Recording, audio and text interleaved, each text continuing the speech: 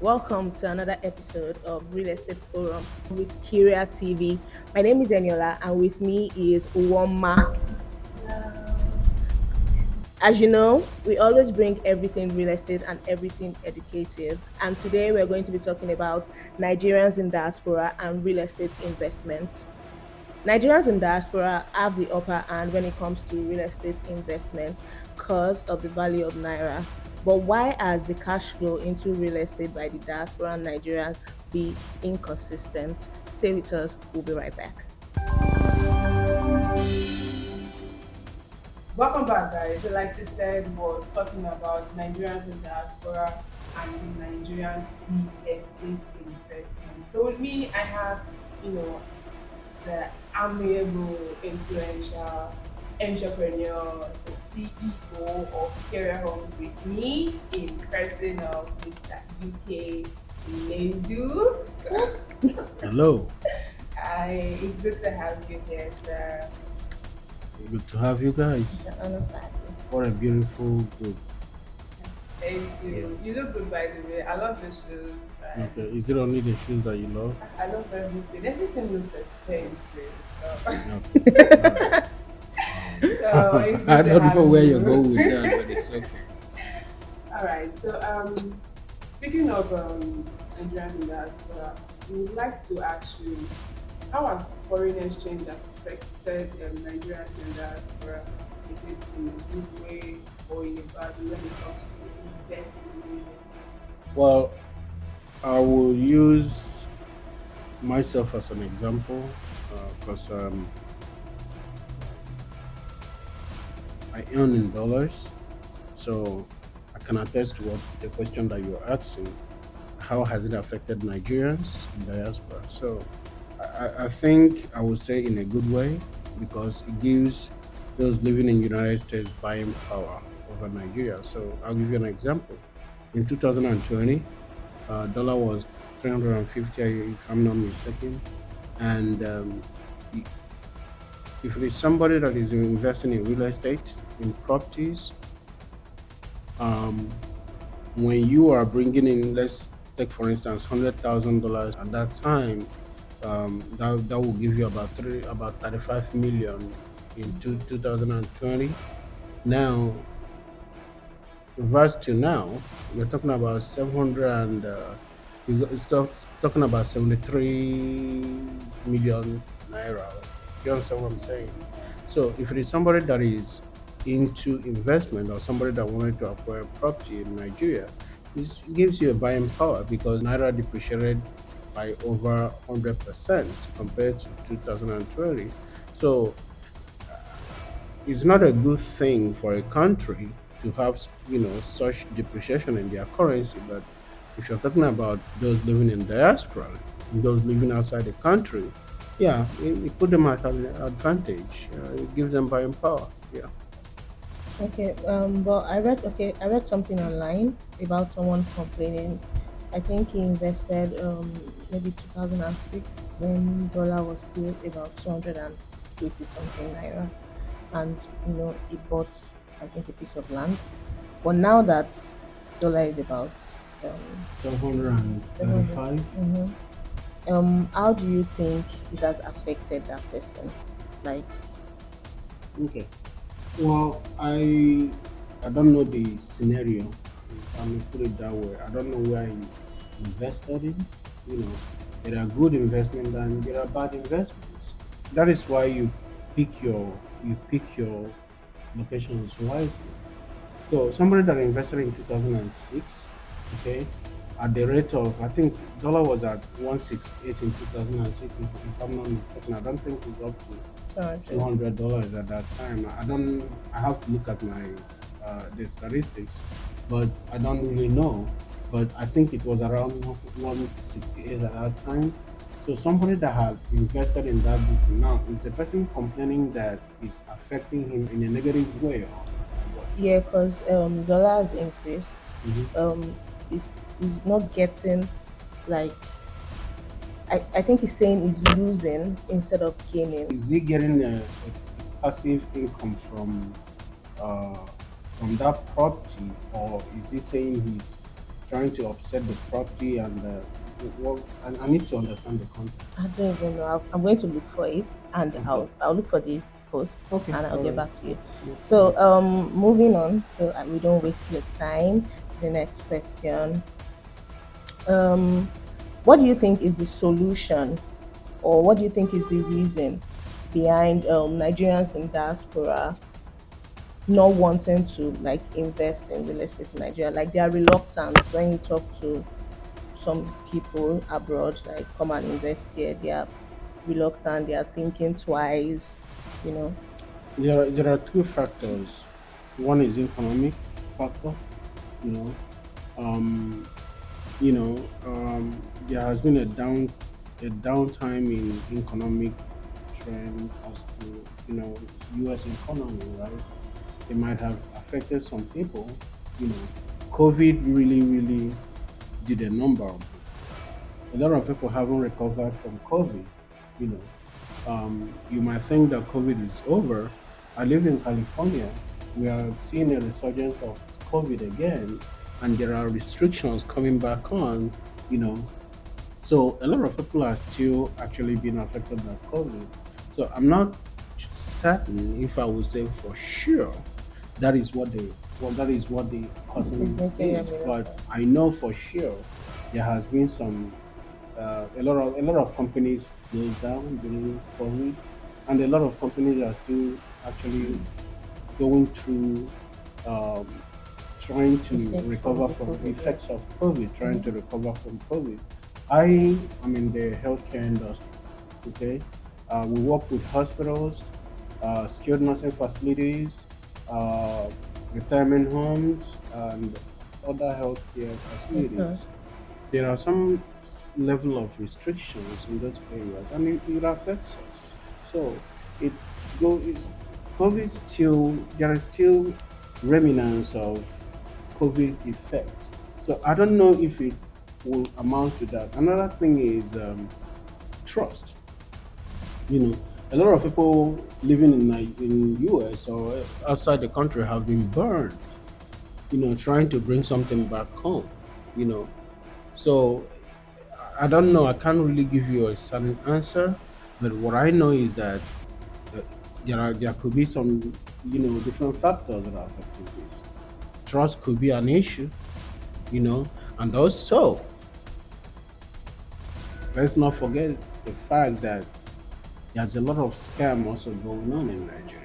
Mm-hmm. So people are being Careful. yeah, people are being careful where they put what they put their money. That's the reason why you need to come to us. A more reputable company. Mm-hmm.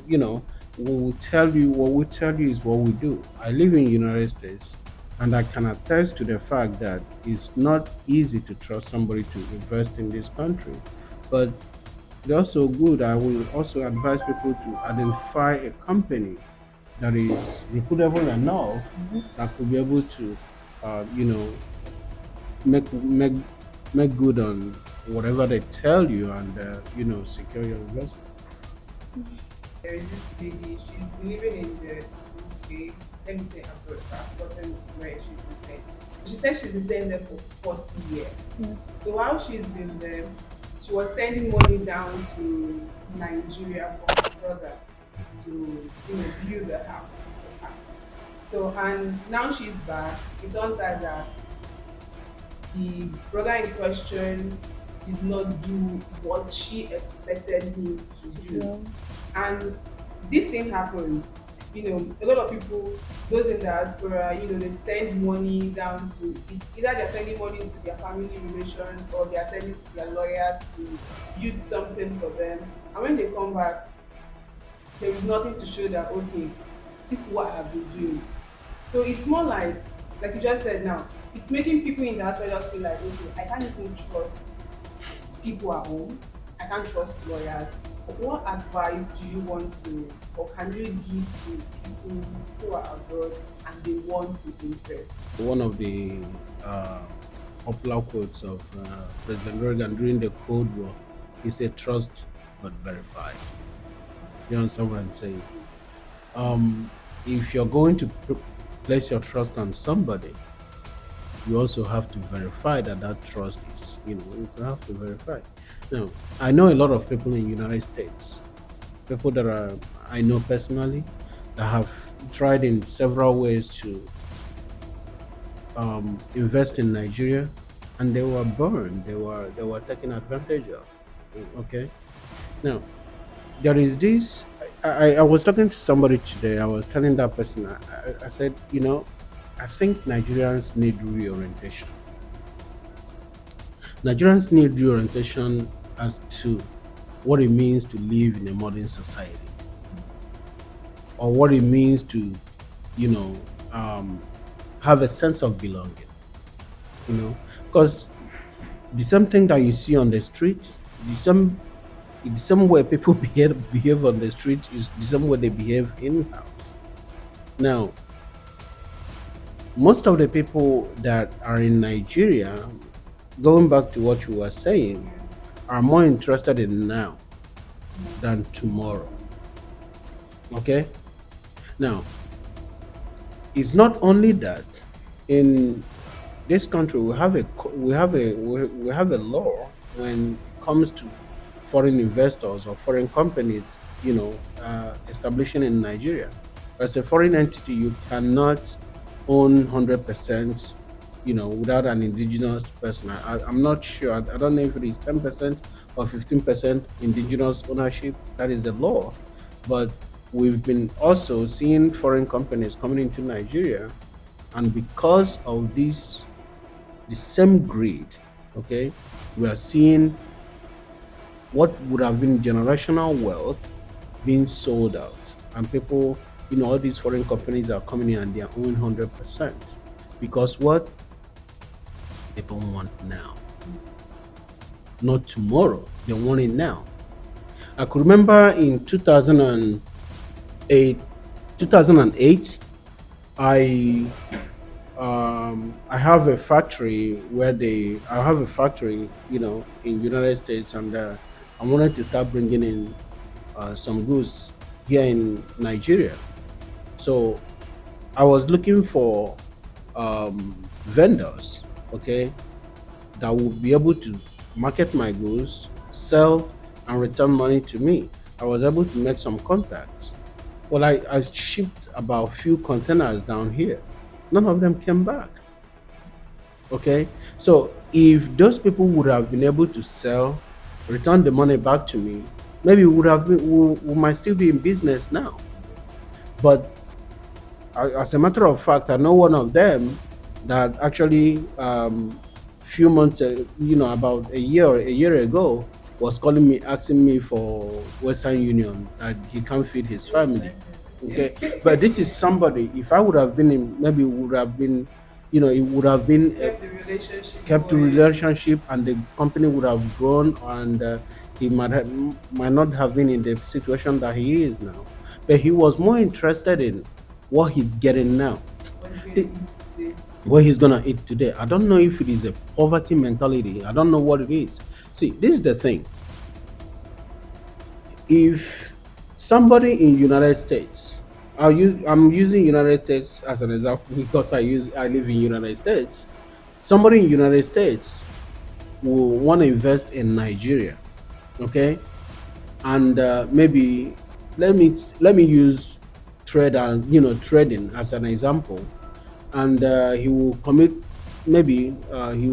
to a goods of $40,000, just for example, and we send the $40,000 worth of goods to Nigeria and entrusted it into somebody. All right, do you know what happened? The person, at the moment the person received the goods that is worth $40,000, you know what happened? Their lifestyle changes to somebody that is, as that is $40,000 rich. Their lifestyle changes, their spending changes, the way they live changes, and they will start eating into that particular investment, not minding the fact that maybe out of the $40,000 worth of goods, that they might be making $2,000, $3,000, or $5,000. So they will start eating into that because they see themselves as somebody that is now worth $40,000, not seeing themselves as somebody that might be making 2,000, 5,000, or so out of the this thing. By the time they sell the goods are sold, they've already eaten into the capital, or the actual capital that is supposed to remit. What happens?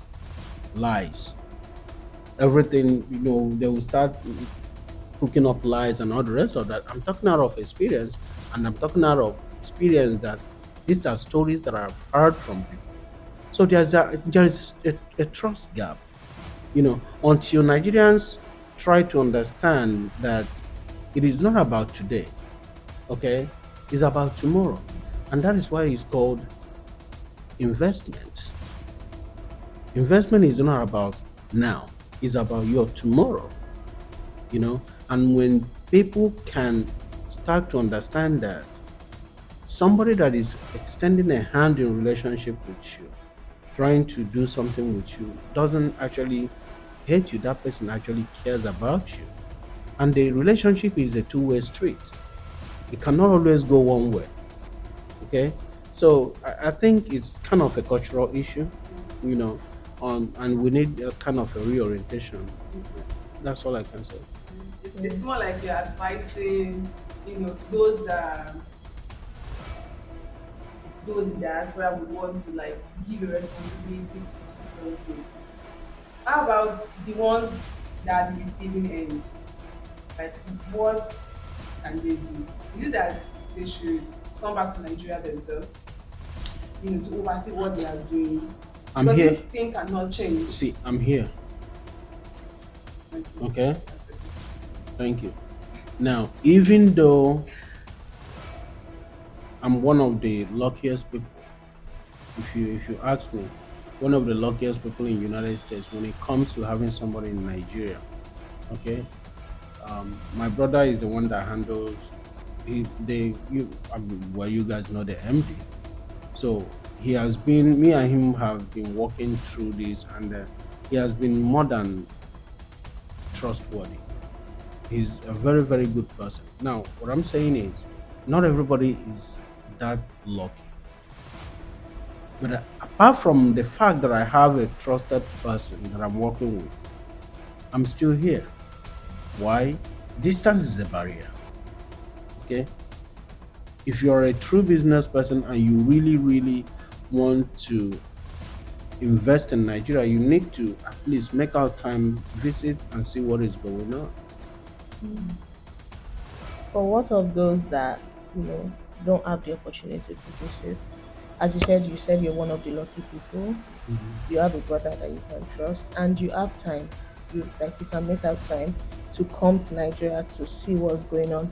What about those that do not have the time to come to Nigeria and have been hurt so many times, even by their family?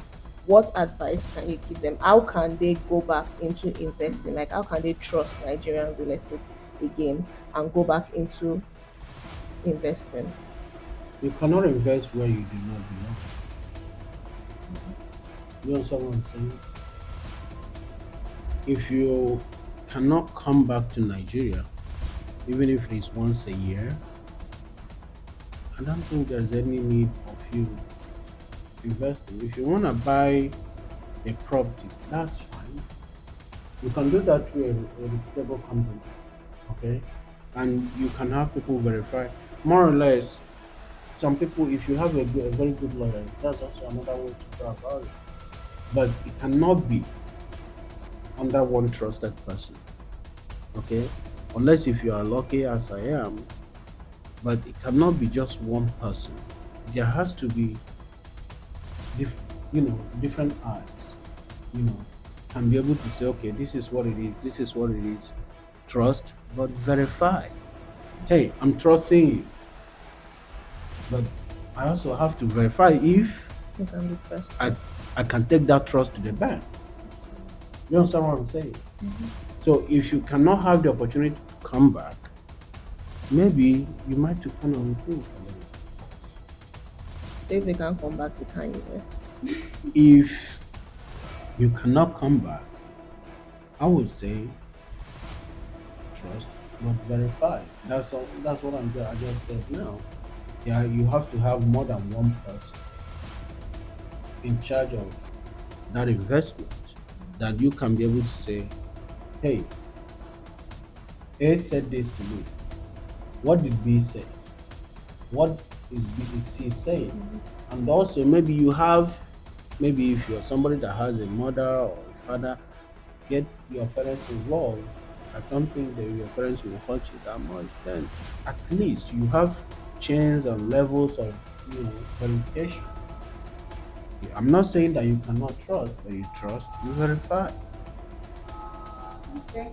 So the key word there is trust and verify. Always make sure you trust and verify. So after this short break, we'll be hearing more from Mr. UK. Stay tuned. Welcome back, guys.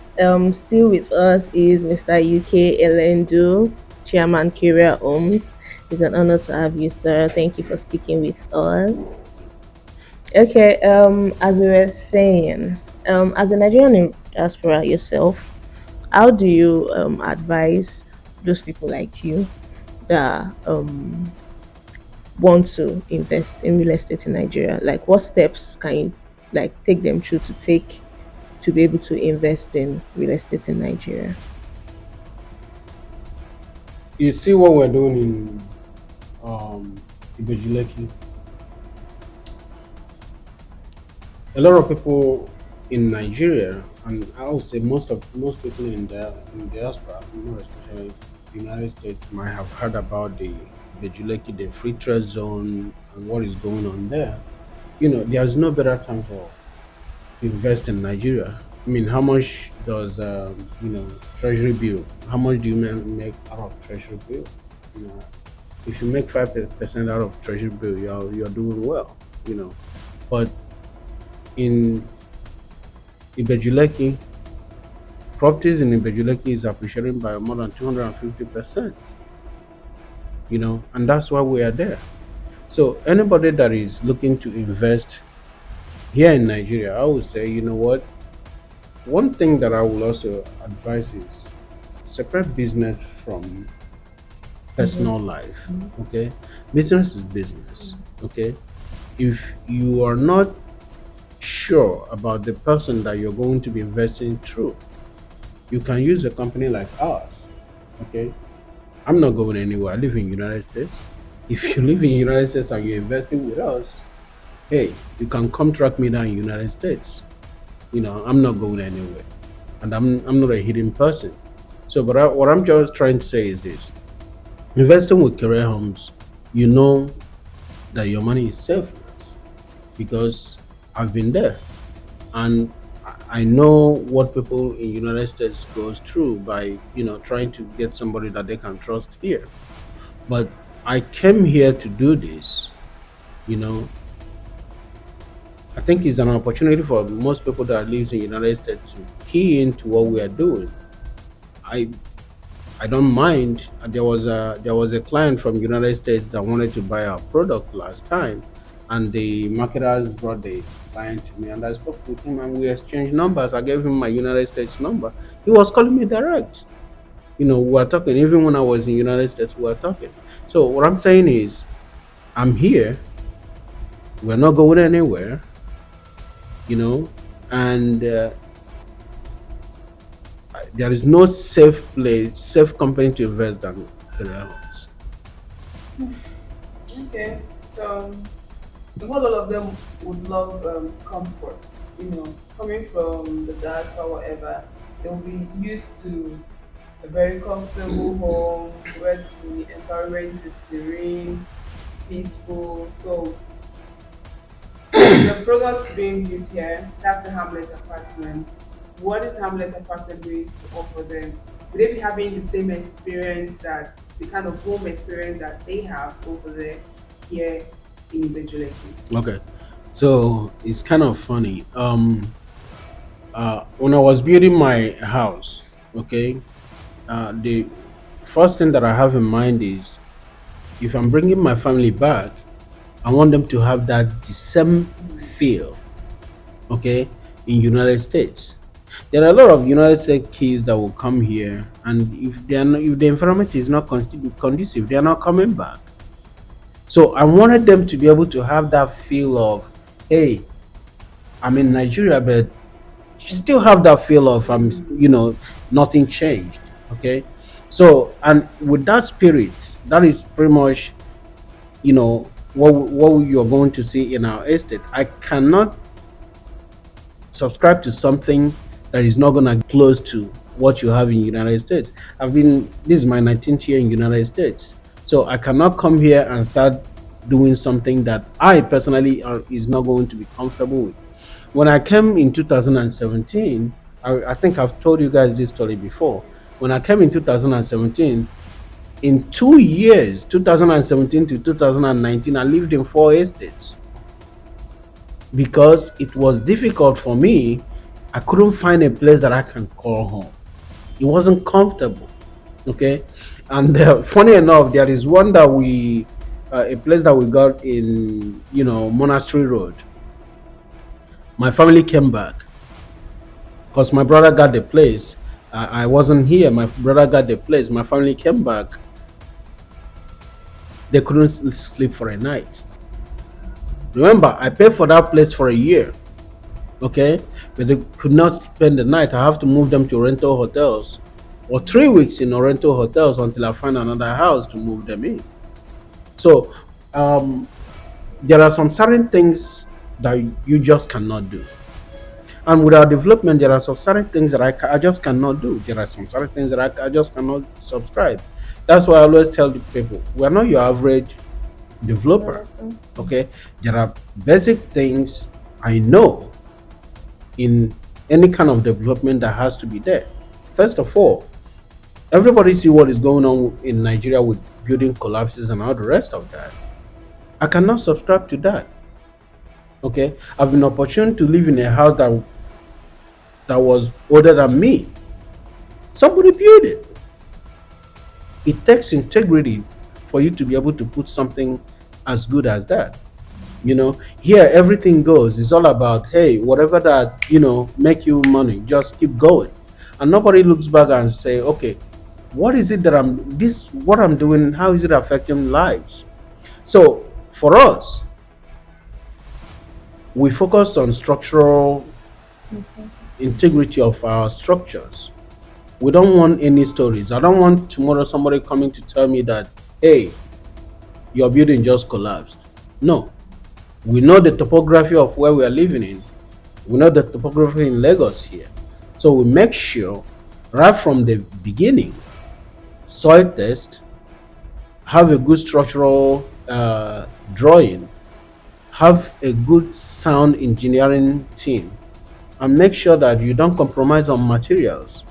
And above all, building an estate is not just building an estate. Infrastructure is what makes an estate an estate. You cannot fence a particular property, paint, and tell me that, oh yeah, it's an estate. It's not an estate.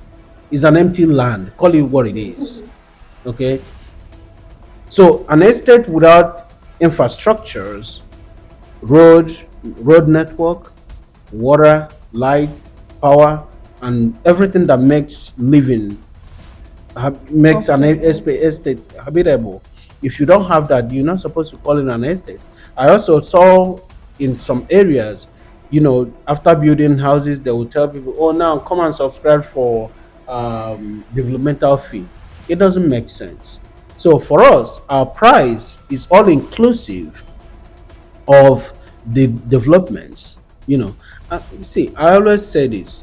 I don't think everybody will subscribe to what we are trying to do. But if you're somebody that is buying quality, if you're somebody that is interested in quality, then you have us as your developers. If you're more interested in price, maybe this is not the right place for you.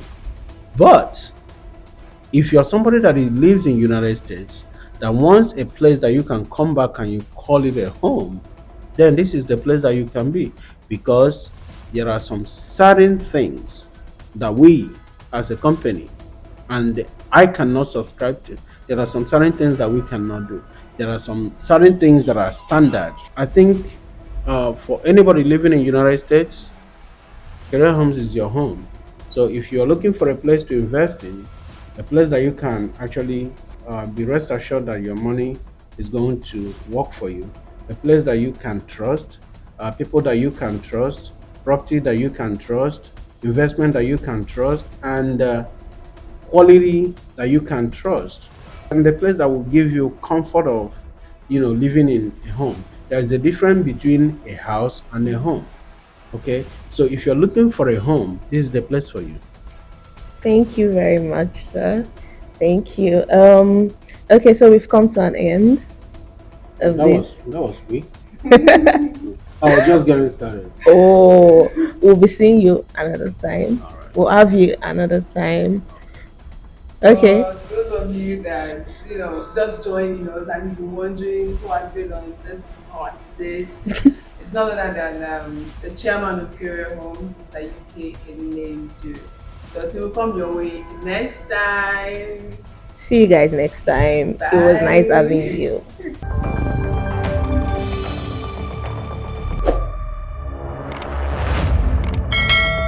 Kerae Homes.